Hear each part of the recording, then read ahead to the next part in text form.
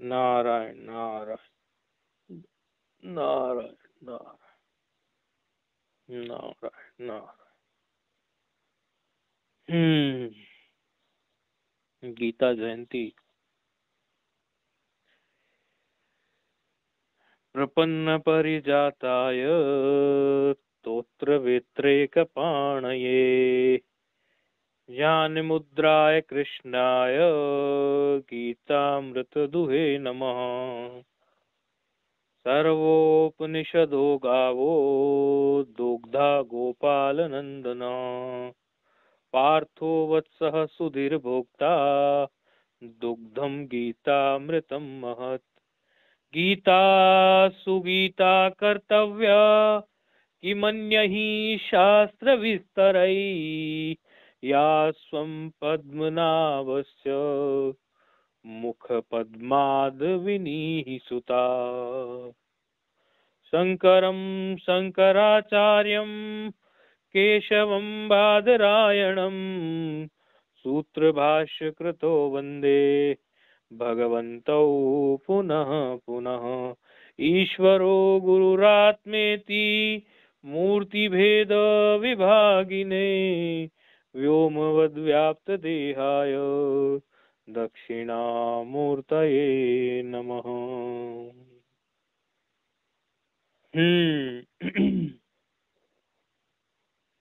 आज है गीता जयंती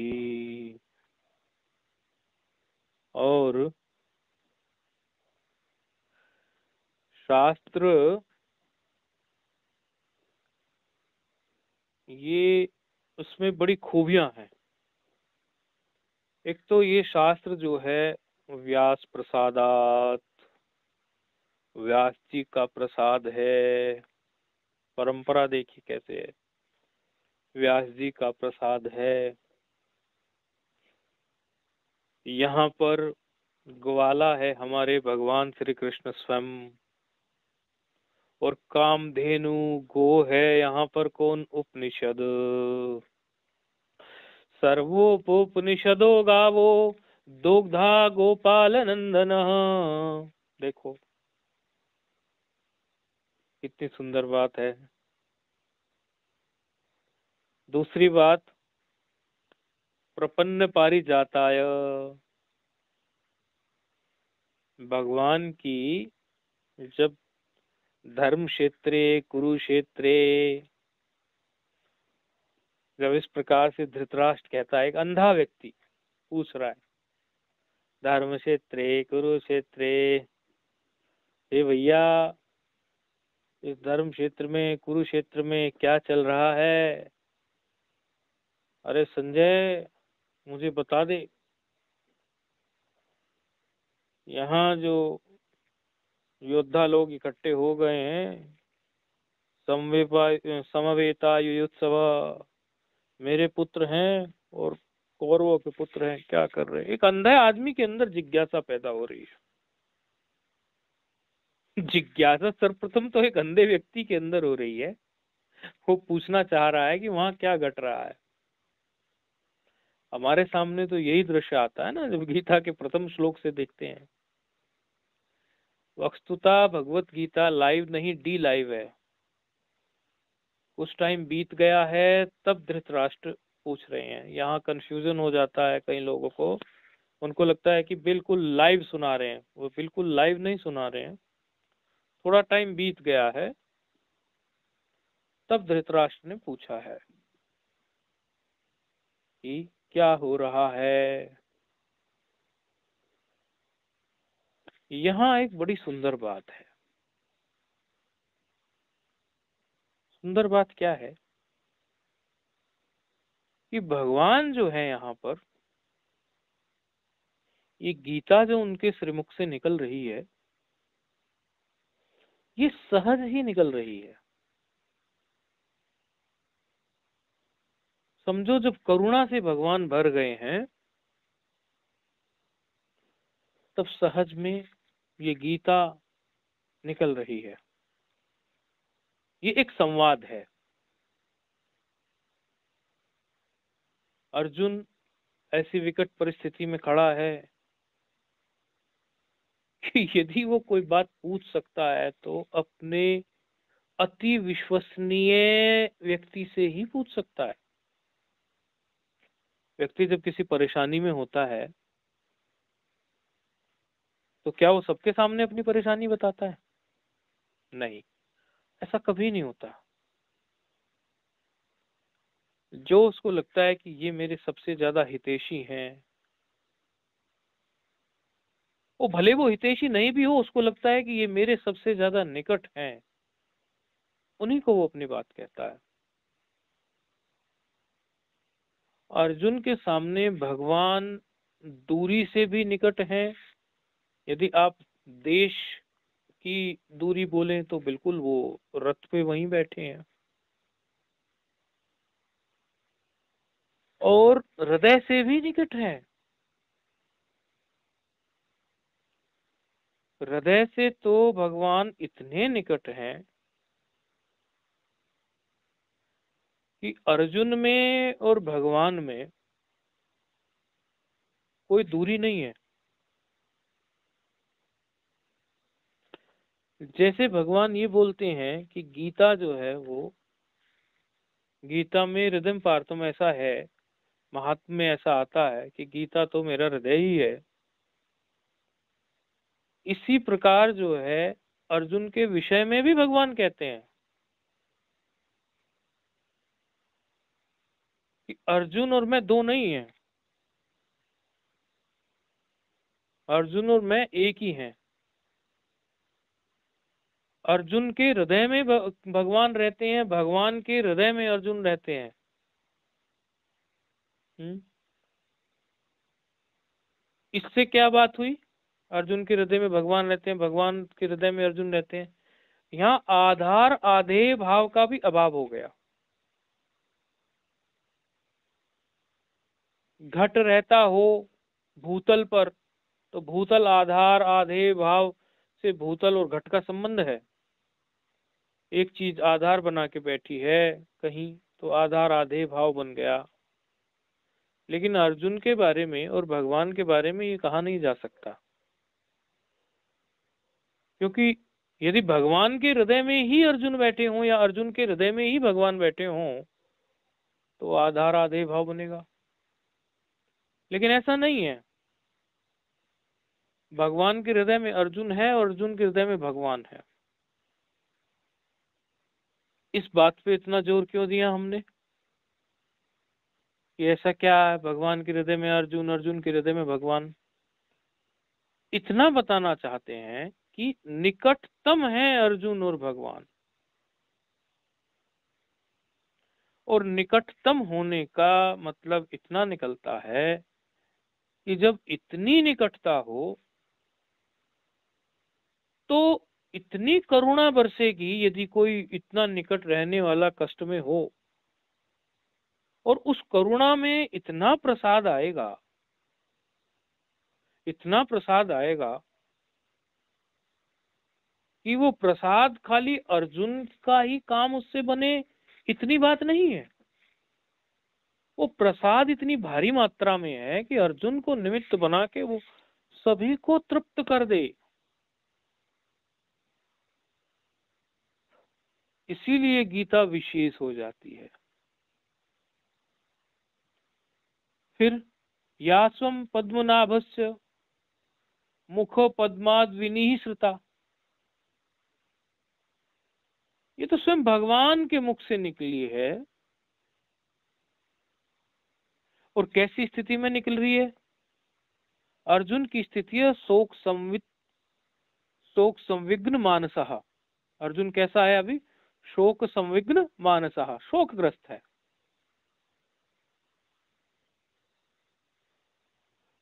और मुख पद्माद विनिसृता, इसमें एक चीज और है। मुख पद्माद विनिसृता के अर्थ को आप थोड़ा समझो। ये भगवान के मुख से निकली है। भगवान की नाभि से कमल निकला, कमल से ब्रह्मा जी हुए। देखो, आप कहेंगे कि वेद से विलक्षण कैसे? हम कहते हैं ये वेद से भी विलक्षण है। भगवान की नाभि से निकला कमल, कमल से निकले ब्रह्मा जी, और ब्रह्मा जी के मुख से निकले वेद। तो सारा जो वेद का आधार बना वो तो भगवान की नाभि से ही हुआ ना। भगवान की नाभि से कमल, कमल से ब्रह्मा जी, ब्रह्मा जी से वेद, ऐसे। तो मुख ऊपर होता है, नाभि नीचे होती है। और गीता कहाँ से निकली? भगवान के मुख से। पद्मनाभस्य मुख पद्माद विनिहि श्रुता। तो ये और भी विलक्षण है, श्रीमद् भगवत गीता और भी विलक्षण है। और भगवान स्वयं ही कह रहे हैं कि गीता में हृदयम पार्थ, गीता में हृदयम पार्थ, ये तो भैया मेरा हृदय है। तो बड़ी विलक्षण है। और उसमें एक सुंदर बात ये है कि भगवान जो है यहाँ पर एकदम मित्र भाव में बैठे हैं। गुरु जब मिल जाते हैं ना जीवन में, यदि गुरु के साथ हमारा सीधा संबंध है, गुरु के साथ हम बातचीत कर सकते हैं, गुरु से हम मिल सकते हैं, गुरु से हम सखा सखा की तरह, मित्र की तरह अपने हृदय को खोल सकते हैं, कुछ कह सकते हैं, फिर जो वो संवाद होता है ना, वो संवाद से बड़ा हित हो जाता है। हमारी जन्मों जन्मों की प्यास जो है वो शांत हो जाती है। हमें एक ऐसी दिशा मिलती है कि जिसमें हमें रंच मात्र भी संशय नहीं होता कि ये जो ज्ञान विज्ञान है ये कहीं और वाया वाया वाया वाया होके नहीं मिल रहा है। ये साक्षात हमारे गुरु बैठे हैं। और गुरु जो बैठे हैं सिर्फ ऐसे नहीं बैठे हैं कि वो एक ऊंचे आसन पर बैठे हैं और हम नीचे आसन में बैठे हैं। ये गीता की विशेषता देखिए आप। यहाँ जो है युद्ध का मैदान है। नहीं तो उपनिषद का दोहन जहाँ किया भगवान ने, उपनिषद तो एक जंगल में, एक आश्रम में ऋषि बैठे हैं और वहां शिष्य बैठा है। शिष्य जो है समीत पानी होकर जा रहा है, वैराग्य से भरा हुआ है। तद विज्ञानात समीत पाणी गुरु मेवा विगच्छेद, तद विज्ञानात गुरु मेवा विगच्छेद, समीत पाणी श्रोत्रियम ब्रह्म, ऐसे होके वो जा रहा है। लेकिन यहाँ जो है ऐसा कोई एकांत का माहौल नहीं है। और वैराग्य जो है यहाँ कुछ अलग प्रकार का है। अर्जुन का अर्जुन का जो वैराग्य है वो परिपूर्ण नहीं है। लेकिन गुरु मित्र के रूप में मिले हैं तो वहीं खड़े खड़े अर्जुन के वैराग्य को परिपूर्ण करेंगे कि वैराग्य की सही सही दिशा कैसी होती है, दशा कैसी होती है। विवेक के बाद वैराग्य आए तो वो वैराग्य जो है शक्तिशाली होता है। लेकिन विवेक से पहले ही तो किसी एक विकट परिस्थिति में फंसकर वैराग्य जैसी बातें कर रहा है, ये तेरे लिए अभिष्टनीय। छात्र धर्म का पालन कर, तू क्षत्रिय है। कोई कहेगा कि भगवान चाहते तो युद्ध रुकवा सकते थे, और जब वो सन्यास लेना चाहता था अर्जुन, तो सन्यास दे देते उसको। तो भगवान जानते हैं, भगवान ये बात जानते हैं कि ये क्षत्रिय है, अभी केवल कह रहा है कि मुझे युद्ध से पीछा छुड़ाइए, मैं सन्यास लेना चाहता हूँ। अरे मैं जीत भी गया अपने ताऊ चाचा के बेटों को मारकर, तो मैं क्या कर लूंगा। उनको पता है कि ये सिर्फ ऊपरी बात है, लेकिन इसके, वो कहते थे ना जयदयाल गोविंद जी, अंदर के भीतर के माय, वैसे बोलते थे, अंदर के भीतर के माय। तो इसके अंदर के भीतर के माय तो गहरे में बैठा है, कहीं ना कहीं वो द्वेष, वो चीजें जो इसने प्रतिज्ञा की थी कि मैं मार दूंगा कौरवों को,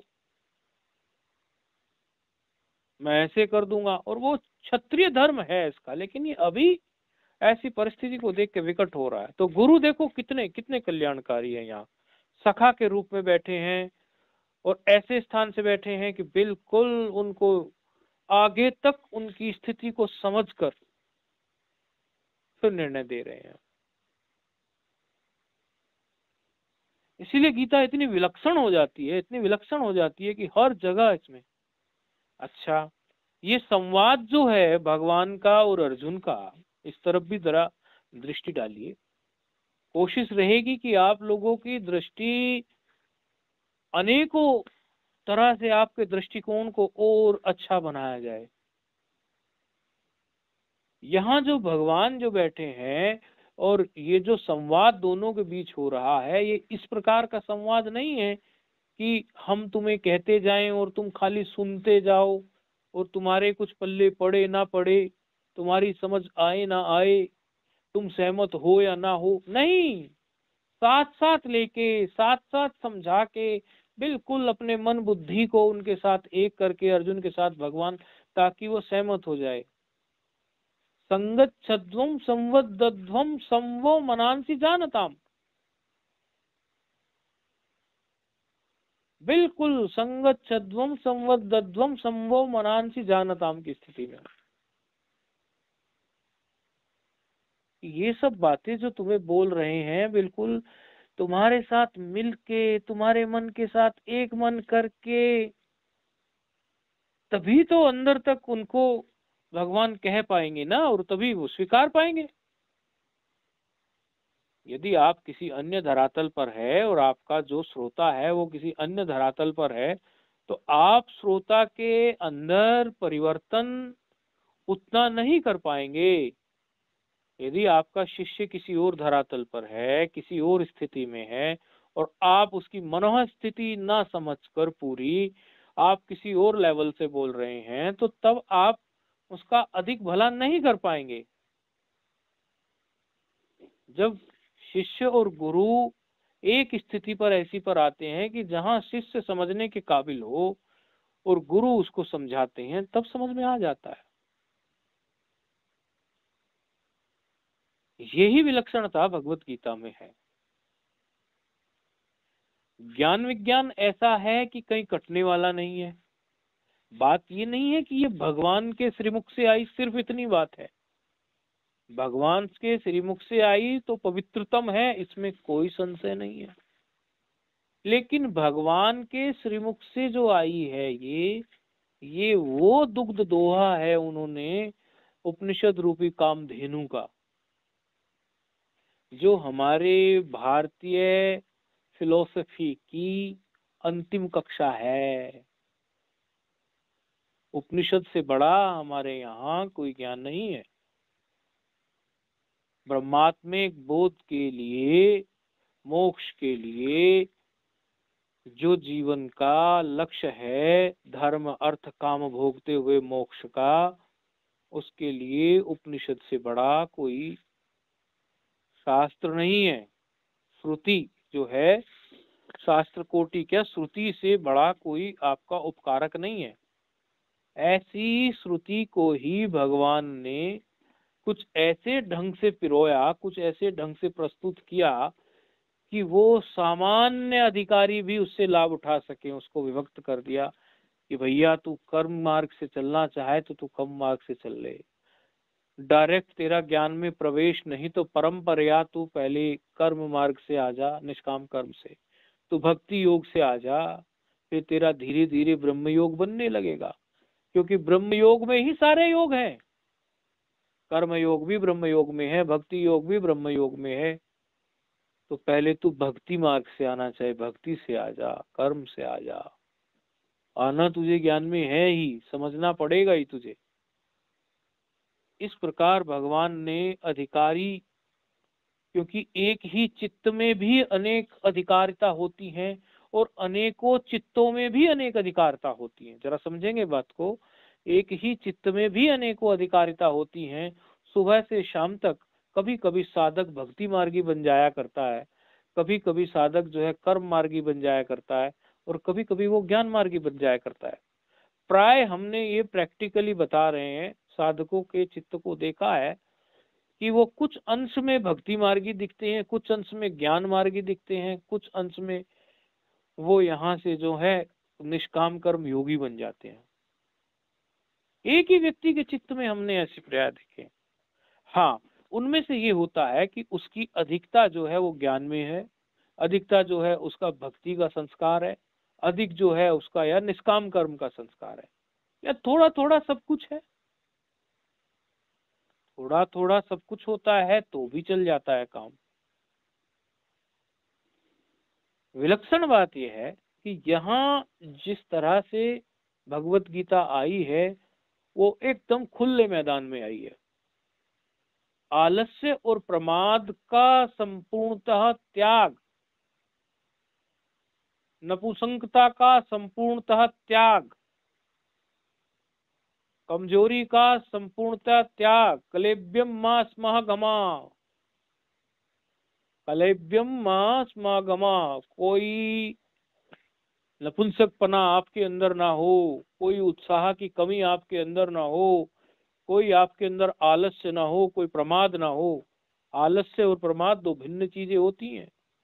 प्रमाद होता है हम किसी कार्य को करने में विस्मृति के कारण देरी करें, विस्मृत हो गया, वो प्रमाद है, भूल गए।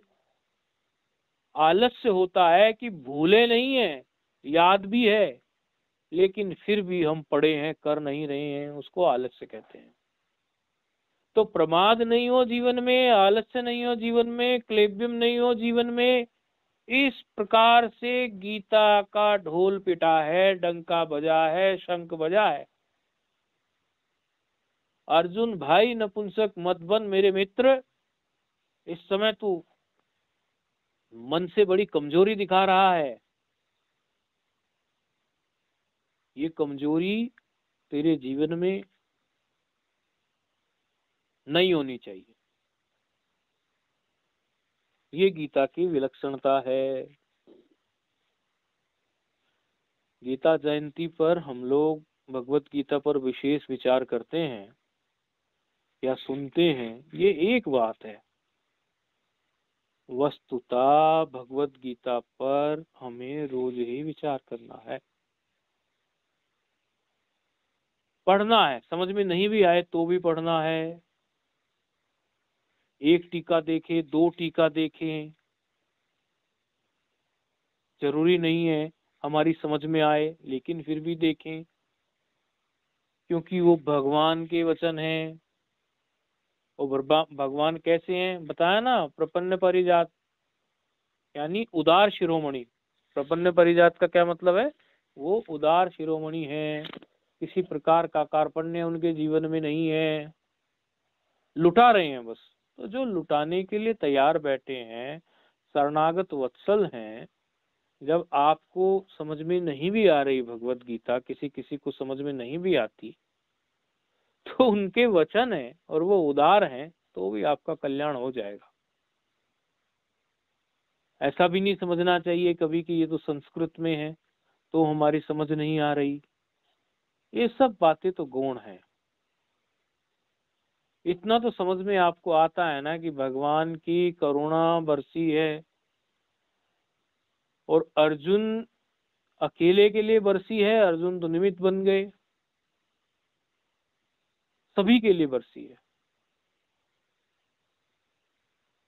भगवत गीता का प्रतिदिन हम लाभ उठाएं, थोड़ा सा भी लाभ उठाएंगे वो भी हमारे लिए कल्याणकारी रहेगा। भगवत गीता किंचित देता, थोड़ा सा, बहुत ज्यादा नहीं, बहुत थोड़ा सा भी हम लाभ उठाएंगे वो भी हमारे लिए अत्यंत कल्याणकारी रहेगा।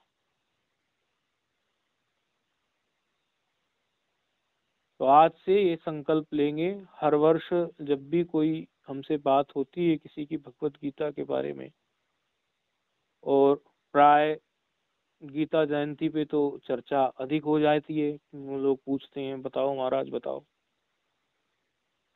तो हम कहते हैं कि भाई जिसने अभी तक नहीं किया वो संकल्प ले ले। क्या संकल्प लेना है कि मैं अपनी सामर्थ्य के अनुसार 10 श्लोक, 11 श्लोक, 21 श्लोक अपनी सामर्थ्य के अनुसार रोज पढ़ूंगा। ये उस व्यक्ति के लिए है जो व्यक्ति विचार नहीं कर सकता, केवल पढ़ सकता है कि मुझे 11 श्लोक, 10 श्लोक जितने भी मैं पढ़ सकूं उतने में पढ़ सकता हूं। और जिसके अंदर थोड़ी सी भी विचार की कला है, जिसको गुरु मिले हुए हैं, समझाने वाले बैठे हैं, गुरु मिले हुए हैं, अनेकों टीकाओं का दोहन करके उसको समझा सकते हैं, कोई ऐसा भाग्यशाली है तो एक एक दो दो श्लोक उठा के उस पर भी चिंतन कर ले। 11 श्लोक नहीं, 2 श्लोक में शांकर भाष्य देख ले, शांकर भाष्य देख ले, मधुसूदनी टीका देख ले। हाँ, ऐसी अनेकों टीकाएं हैं। तो उस पर व्याख्या ठीक से देखेगा तो उसके, जब वो बार बार उसको देखेगा तो उसके अंदर अपने आप ही ऐसा लगेगा कि तू स्वयं अर्जुन बन गया है और भगवान तेरे प्रश्नों का उत्तर दे रहे हैं। ऐसा नहीं है उसे लगेगा कि अर्जुन कोई और है और कृष्ण कहीं दूर है। जब वो भाष्य की गहराइयों में घुस जाएगा, चिंतन उसका प्रगाढ़ हो जाएगा। और देखो एक चीज और बताता हूं मैं, हमने भगवत गीता को दोनों पद्धतियों से अध्ययन किया है।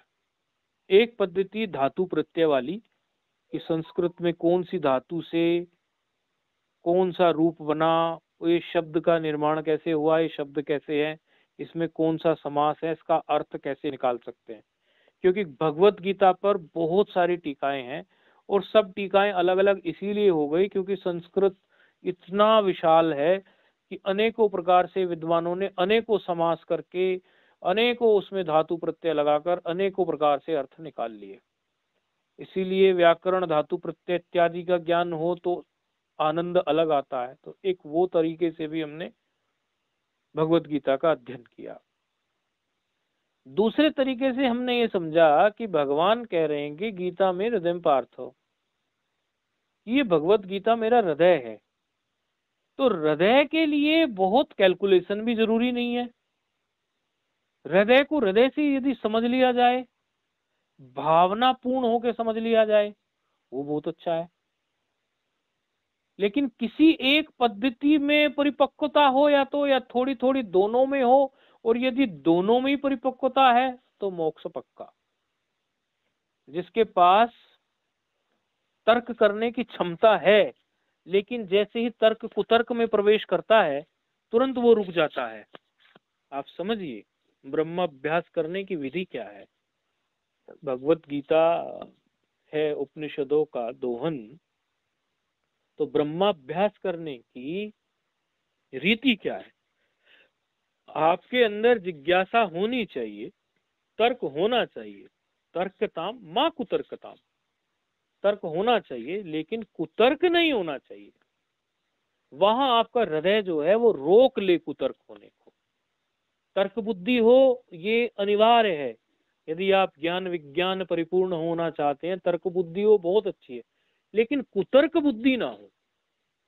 इसीलिए गुरुजन ब्रह्माभ्यास की विधि सिखाते हैं कि इतने दायरे में रह के बेटा तुझे प्रश्न करना है। इस दायरे से बाहर निकल के तू प्रश्न करेगा तो तू कुतर्क की श्रेणी में आ जाएगा। अर्जुन भी जब ज्यादा बोलने लग जाते हैं कुछ, तो कहते हैं भगवान की पंडित के जैसी बात कर रहा है, पांडित्य दिखा रहा है। यहाँ पर डांट भी देते हैं भगवान, हित चाहते हैं ना। तो यदि आप भगवत गीता को, जो थोड़ा भी विचारशील हैं या जिनके गुरुजन से डायरेक्ट उनका संपर्क है या गुरुजनों से वो पूछ सकते हैं, वो ऐसे विचारशील वो लोग हैं, तो ऐसे लोगों को 2, 3, 4 कुछ श्लोक लेकर ही उस पर जो टीकाएं शांकर भाष्य उपलब्ध है, उसमें फिर आपकी जो है मधुसूदनी टीका है, इनका थोड़ा थोड़ा प्रसाद चखते रहना चाहिए। और जब जब आप वो प्रसाद थोड़ा थोड़ा थोड़ा चखेंगे तो आपको लगेगा कि आप स्वयं अर्जुन की तरह बैठ गए हैं और भगवान आपके उत्तर दे रहे हैं, और एक दिन आपके सारे उत्तर मिल जाएंगे और अवश्य ही आपके जीवन में भी मोक्षदा एकादशी आ जाएगी। बाह्य मोक्षदा एकादशी नहीं, अंदर के मोक्ष आपका हो जाएगा। 11 इंद्रियों से एकादशी का मतलब क्या है? 5 ज्ञानेन्द्रिया, 5 कर्मेंद्रिया और 11वां मन। वस्तुतः मन को वेदांत ने तो इंद्रिया स्वीकारने से परहेज किया, लेकिन न्याय बोल देता है चलो वो बात छोड़ दो, शास्त्रार्थ उसमें नहीं जाते। ये 11 आप गिन लीजिए, 5 ज्ञानेन्द्रिया, 5 कर्मेंद्रिया, 11वां मन। इन 11 से आपका ठीक प्रकार से मोक्ष हो जाएगा। इन्हीं 11 से बंधन है, इन्हीं 11 से मोक्ष है। इनसे आपका ठीक प्रकार से मोक्ष हो जाएगा तो एकादशी आपकी मन जाएगी, और मोक्ष हो गया तो आपकी मोक्षदा एकादशी हो जाएगी। तो ऐसी मंगल कामना, शुभ कामना आप लोगों के लिए है, और ऐसा भाव हम आप लोगों के प्रति रखते हैं। ओम पूर्णमदः पूर्णमिदं पूर्णात् पूर्णमुदच्यते पूर्णस्य पूर्णमादाय पूर्णमेवावशिष्यते। ओम शांति शांति शांति।